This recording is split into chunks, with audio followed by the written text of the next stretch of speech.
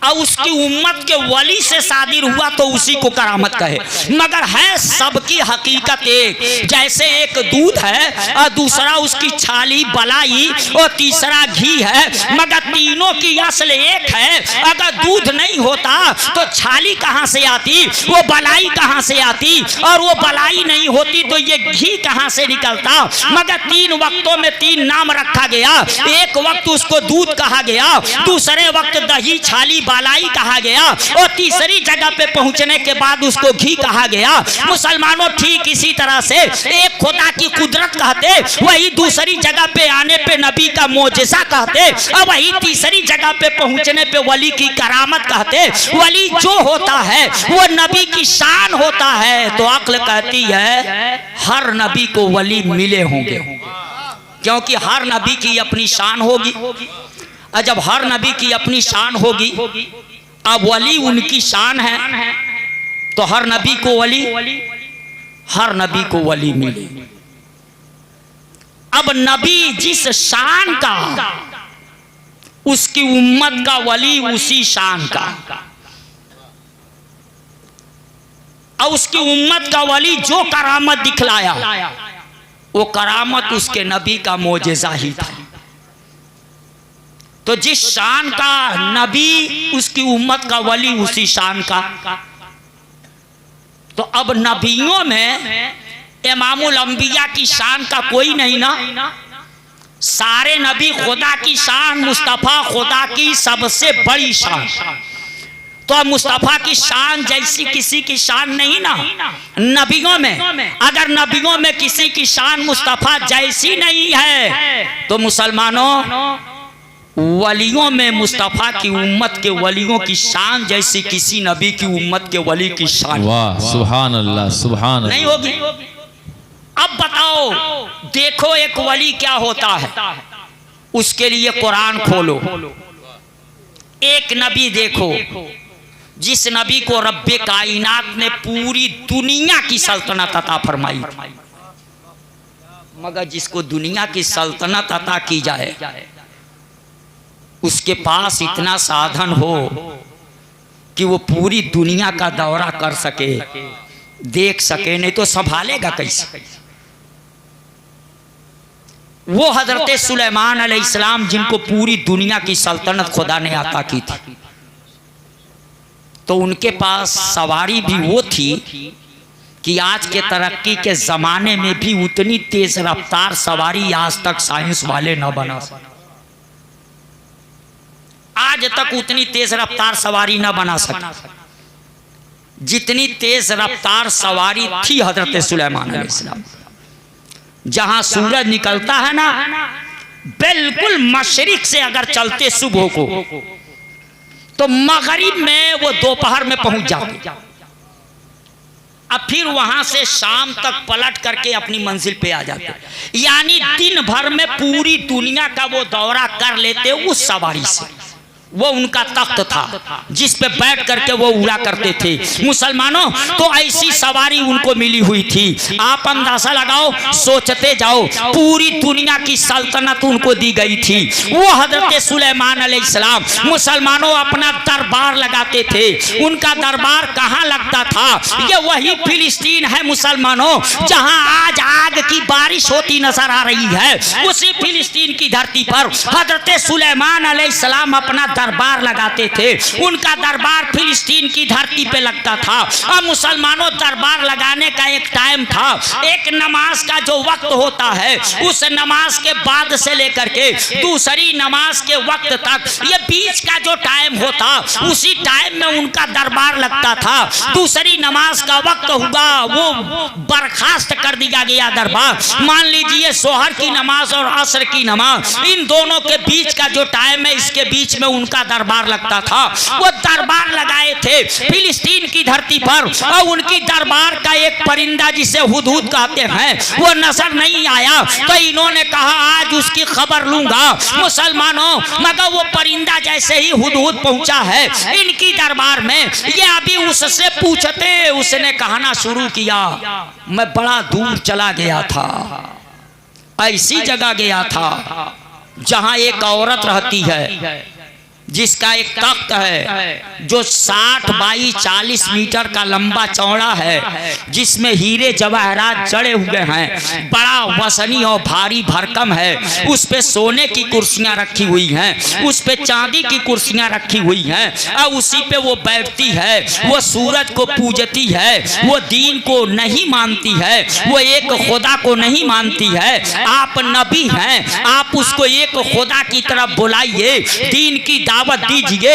हजरत सुलेमान अलैहिस्सलाम से जब इतना उसने आके कहा तो हजरत सुलेमान अलैहिस्सलाम का गुस्सा ठंडा हुआ और इन्होंने एक खत लिखा, क्योंकि वो मोबाइल का जमाना नहीं था, इंटरनेट का जमाना नहीं था। मुसलमानों वो प्रिंट मीडिया, इलेक्ट्रॉनिक मीडिया और गोदी मीडिया का जमाना नहीं था। खत लिख करके उस मलिका के पास भेजा। मुसलमानों ये भी कुरान के अंदर तफसील से है। उस मलिका के पास भेजा और वहां जब खत पहुंचा है तो उस मलिका ने खत को पढ़ा।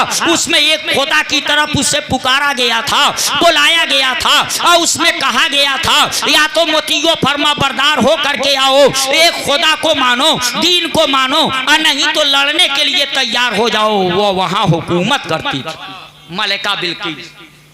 जब वहां खत पहुंचा ना तो तुरंत उसने अपनी काबीना की मीटिंग बुला ली, अपने वजीरों को बुला लिया, अपने फौजी कमांडरों को बुला लिया और सबको बुला करके खत सामने रखा।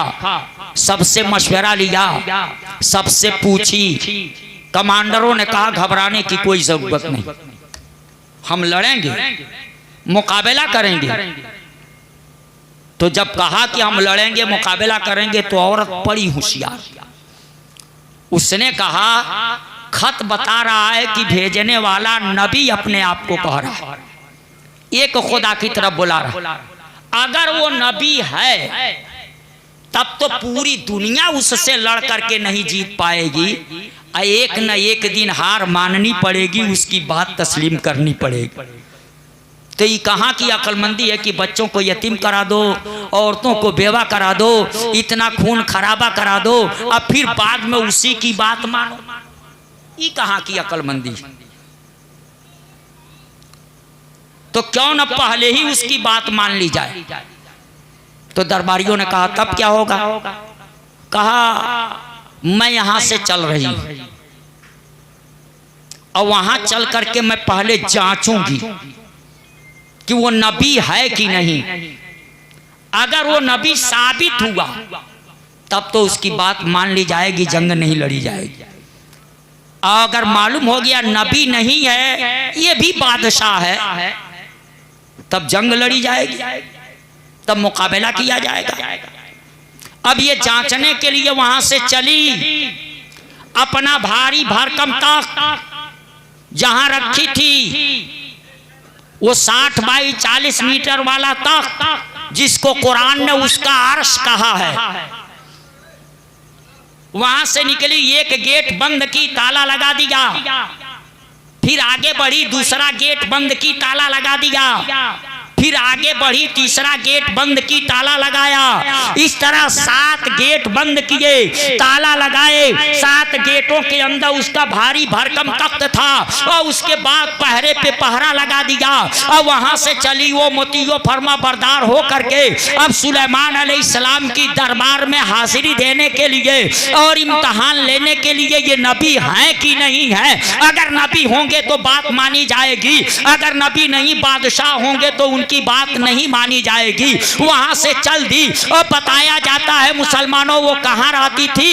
एक मुल्क यमन है, उस मुल्क यमन में एक शहर सबा है, उस शहर सबा में वो रहा करती थी। मुल्क यमन के शहर सबा से चली है, कहां चली है? फिलिस्तीन के लिए चली है, जहां खुदा के नबी हजरत सुलेमान अलैहिस्सलाम अपनी दरबार लगाते थे, वहां के लिए चली है। बताया जाता है उस जमाने में जब ट्रेन और प्लेन का जमाना नहीं था, जब सवारियों का ये जमाना नहीं था, उस जमाने के एतबार से फिलिस्तीन से मुल्क यमन जाने में 1 महीने का वक्त लगता और यमन से फिलिस्तीन आने में 1 महीने का वक्त लगता, क्योंकि उस वक्त के लोग पैदल, घोड़ा, खच्चर से सफर किया करते थे।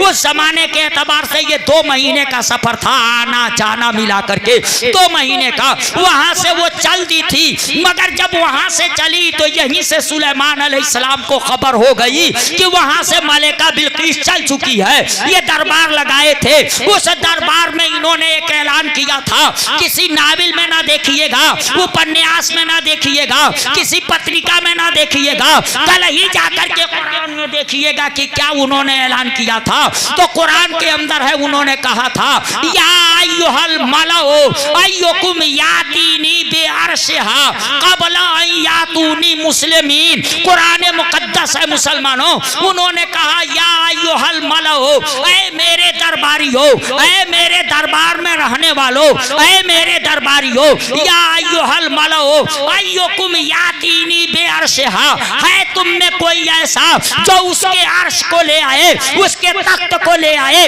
मलिका बिल्किस का तख्त लाए, उसका अर्श लाए। कुरान में अर्श का लफ्ज है, ये उसका तख्त था, ये उसका अर्श था।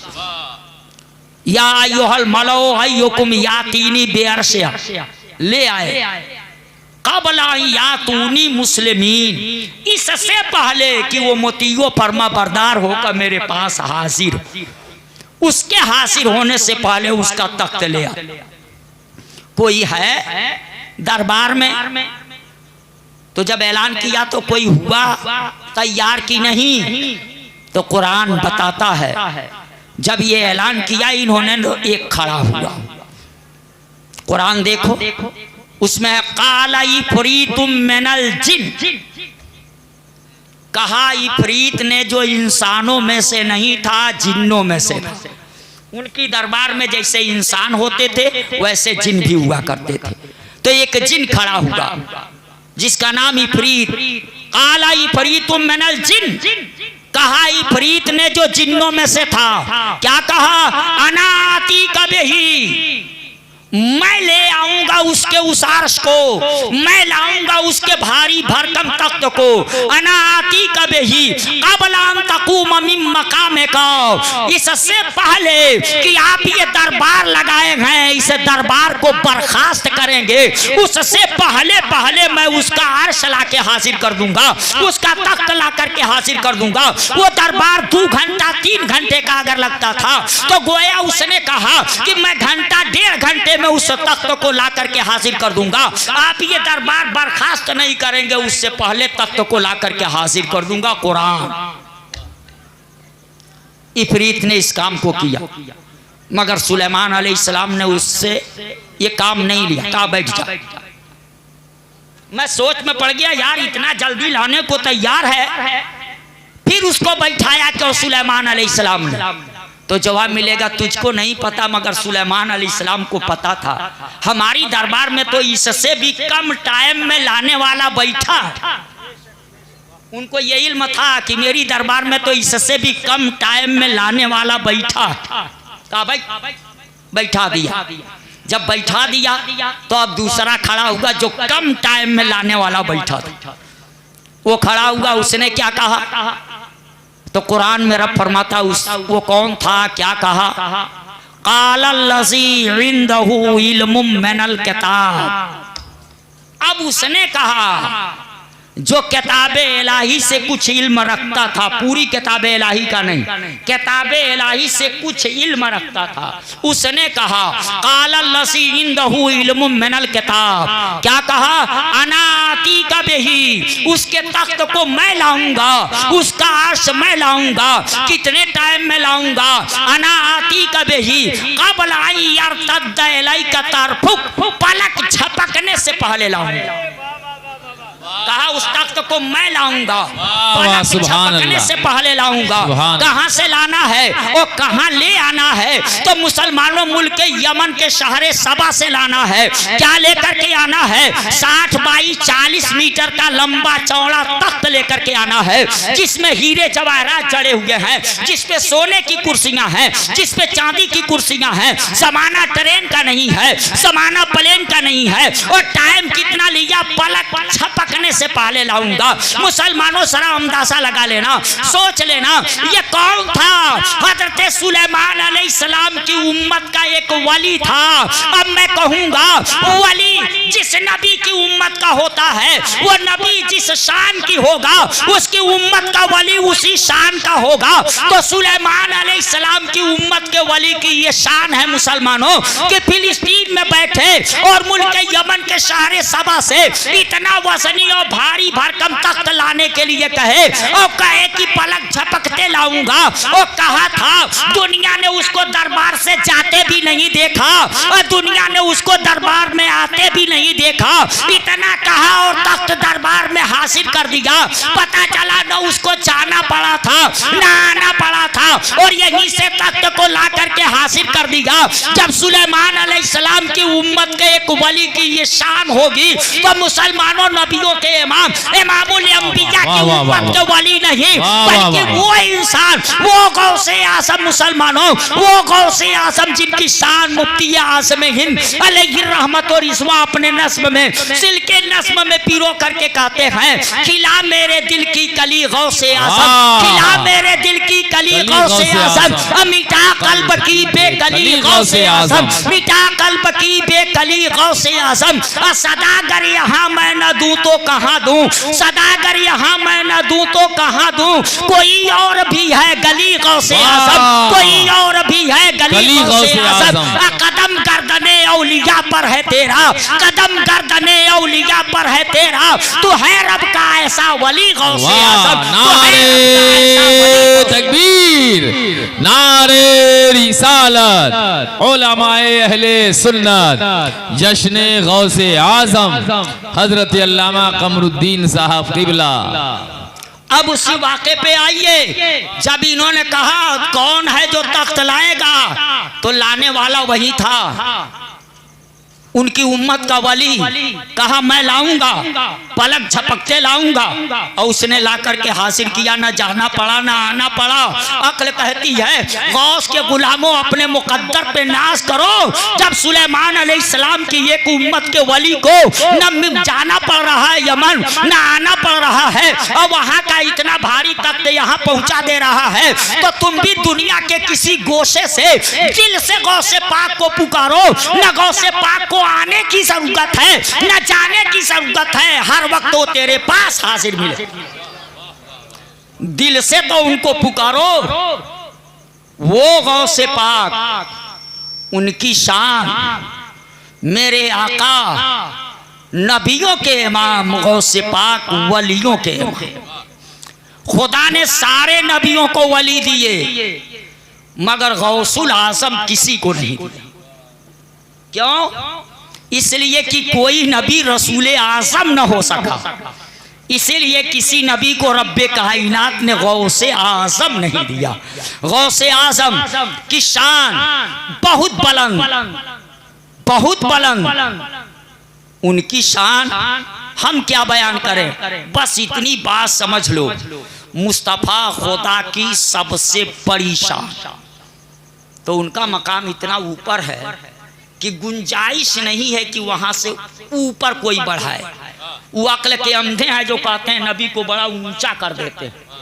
उनसे पूछो पहले हद तो मुतय्यन करो। नबी ऐसी जगह पे है इतने बुलंद मकाम पर कि उसके ऊपर बढ़ाने की गुंजाइश ही नहीं है।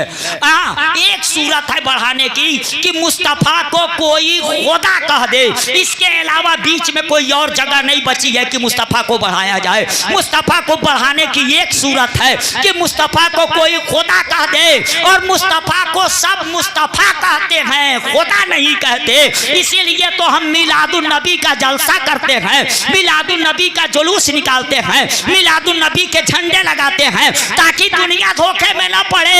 हम मुस्तफा को न खुदा कहते हैं, न खुदा का बेटा कहते हैं, खुदा का बंदा कहते हैं, क्योंकि हम नबी की मिलाद करके बताते हैं कि मिलाद माने पैदाइश, और जो पैदा होता है वो खुदा नहीं होता, जो खुदा होता है वो पैदा नहीं।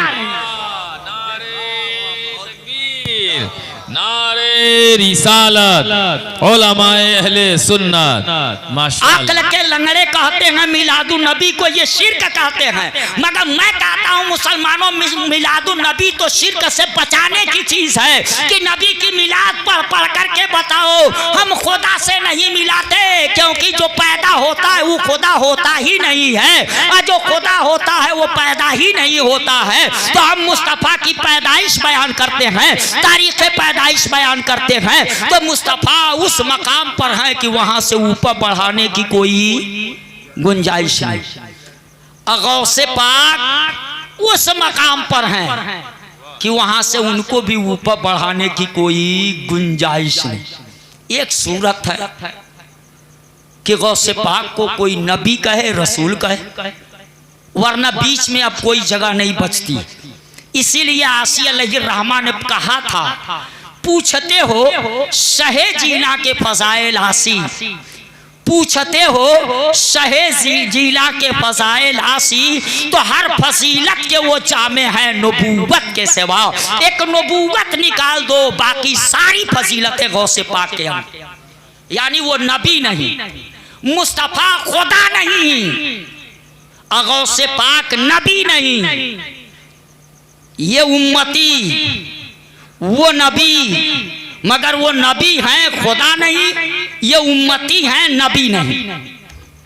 बाकी बीच में और कोई जगह नहीं। मेरे आका इमामुल अंबिया, गौसे पाक इमामुल औलिया, यही वजह है कि इमामुल अंबिया के लिए सारे नबियों को रब्बे कायनात ने झुका दिया, और रब ने जो जलसा किया उसमें कहा नबियों को इकट्ठा किया था, और नबियों से कहा जब तेरे जमाने में मेरा महबूब जाए तो बताओ तुम ईमान लाओगे कि नहीं, उसकी मदद करोगे कि नहीं। अरे वो कहे जिसको पता न हो कि कब भेजेगा, मगर रब को तो पता था ही कि मैं अपने महबूब को उस वक्त भेजूंगा जब आदम नहीं होंगे, हजरत नूह नहीं होंगे, हजरत शीश नहीं होंगे, हजरत मूसा नहीं होंगे, हजरत ईसा नहीं होंगे, हजरत इब्राहिम नहीं होंगे। फिर रब का ये कहना कि मेरा महबूब तेरे जमाने में जाए तो ईमान लाओगे ना, बताओ उसकी शरीयत पे अमल करोगे ना, उसको इमाम मानोगे ना, अब उसका कलमा पढ़ोगे ना। और रब्बे कायनात ने ये कहा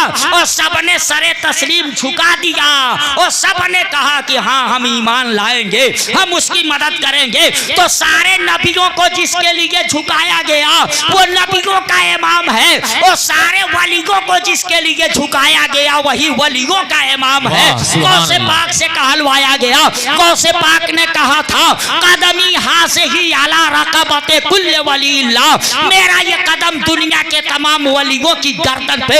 मैं कहा गौसे पाक आपने ऐलान किया था, आपने ये नहीं सोचा था पूरी दुनिया के वलियों की गर्दन पे आया, उसको सुनना भी तो चाहिए, उसको सुनना भी तो चाहिए। तो वो मोबाइल का जमाना तो नहीं था। एक जगह से गौसे पाक ने ऐलान किया और कह रहे पूरी दुनिया के वलियों की गर्दन पे, मगर उनकी आवाज पूरी दुनिया के वलियों ने सुना, पहुंचा दिया हर जगह तक आवाज। जो अपनी आवाज पूरी दुनिया में पहुंचाने की कुदरत रखता हो वो अपने गुलामों की आवाज पूरी दुनिया से सुनने की भी ताकत रखता है। गौसे पाक ने पहुंचा दिया, पूरी दुनिया के वलियों ने सुना ना उनकी आवाज को। तो जो अपनी आवाज पहुंचाने पे कादिर हो दुनिया के गोशे गोशे में, वो अपने गुलामों की सदा सुनने पर भी कादिर है, चाहे दुनिया के किसी गोशे से कोई पुकारे। और जब आपने ये कहा तो सबने अपनी अपनी गर्दनें झुका दी, सबने अपनी अपनी गर्दनें झुका दी और झुका करके बता दिया कयामत तक अब सिलसिलों के नाम अलग अलग होते रहे। वो चिश्तिया कहा जाए, शहरवर्दिया कहा जाए, अबुल वलाइया कहा जाए, मगर जब गौसे पाक ने कहा था मेरा कदम दुनिया के तमाम वलियों की गर्दन पर, तो सबने अपनी गर्दनें झुका करके बता दिया था हम सबके पीर गौसे आजम हैं। सबने तस्लीम कर लिया था हम सबके इमाम गौसे आजम हैं, हम सबके पीर गौसे आजम हैं। पता चला ये चिश्तिया सिलसिला निकला, शहरवर्दिया निकला, अबुल वलाइया निकला, जितने हक सलासिल निकले हैं ये सब नहरे हैं गौसे पाक उसके दरिया हैं। तो हसनी और हुसैनी क्यों न मोहिउद्दीन हो, तो हसनी और हुसैनी क्यों न मोहिउद्दीन हो। मजमउल बहरैन है या गौस जब दरिया तेरा, मजमउल बहरैन है या गौस जब दरिया तेरा। सब फैज़याब हो रहे हैं तो गौसे पाक के दरिया से फैज़याब हो रहे हैं। इसीलिए तो हम कहा करते हैं कादरी कर, कादरी रख, कादरियों में उठा, कादरी रख, कादरी कर, कादरियों में उठा। कदरे अब्दुल कादिर कुदरत नुमा के वास्ते, कदरे अब्दुल कादिर कुदरत नुमा के वास्ते। और दूसरे ने कहा कादरी सिलसिला है मुकद्दर मेरा, कादरी सिलसिला है मुकद्दर मेरा। मुझको निस्बत या अहमद रसा से मिली, मुझको निस्बत या अहमद रसा से मिली। और शुरू में जो शेर मैंने कहा था वो अल्लामा अरशद ने कहा था, तो उन्होंने अपने अंदाज में क्या कहा, जबकि आ जाए अरशद का वक्त आखिरी, जबकि आ जाए अरशद का वक्त आखिरी, तो रंग लाए मेरी निस्बते कादरी। गोशे दामने पाक हो हाथ में, सामने तुम रहो दम निकलता रहे, सामने तुम रहो दम निकलता रहे। मुसलमानों वो पीरों के पीर, वो मीरों के मीर, वो रोशन ज़मीर, हम सबके दस्तगीर गौसे समदानी, कुतबे रब्बानी, महबूबे सुबहानी, किंदीले नूरानी, सैयदना शेख मोहिउद्दीन अब्दुल कादिर जिलानी बगदादी रदी अल्लाह ताला अन्हु हैं। मुसलमानों आप मुकद्दर वाले हो कि ऐसे पीर के मानने वाले हो जो पूरी दुनिया को ऐसे देखता है जैसे हथेली पे राई का दाना कोई देखता हो।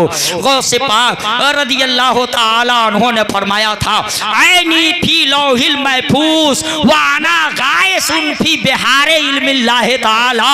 उन्होंने कहा मेरी आंखें लौहे महफूज में होती हैं और मैं अल्लाह के इल्मों के समंदर में गोते लगाया करता हूँ। जो अल्लाह के इल्मों के समंदर में गोते लगाता हो उसके इल्म का हाल क्या होगा, उसके इल्म का हाल क्या होगा। मुसलमानों जरा अंदाजा लगा लो, गौर कर लो। वो गौसे पाक रज़ी अल्लाह ताला अन्हु हैं, उनके जिक्र की महफिल आप रचा करके और यहाँ सजा करके बैठे हैं। मैं इतना कह करके चला जाऊं, करम हो, करम हो, करम गौसे आज़म, करम हो, करम हो, करम गौसे आज़म की जमाना है महवे सितम गौसे आज़म की जमाना है महवे सितम गौसे आज़म। अगर आपका हो करम गौसे आज़म, अगर आपका हो करम गौसे आज़म तो जर्रा भी हो मोहतरम गौसे आज़म, तो जर्रा भी हो मोहतरम गौसे आज़म। अब पिला दीजिए अब शराबे मोहब्बत, पिला दीजिए अब शराबे मोहब्बत। नहीं चाहिए जामे जम गौसे आज़म,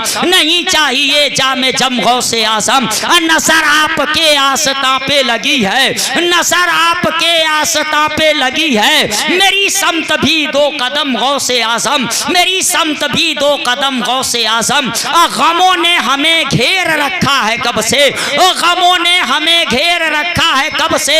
बचा लीजिए अब भरम गौसे आज़म, बचा लीजिए अब भरम गौसे आज़म। मुसलमानों वो गौसे पाक और रज़ी अल्लाह ताला अन्हु हैं। दुआ है रब्बे कायनात गौसे पाक हम सबको अपने गुलामों में कबूल फरमा ले और रब्बे कायनात कल क़यामत के दिन हम सबको गौसे पाक के झंडे के नीचे जगह अता फरमाए। व आखिर दावाना।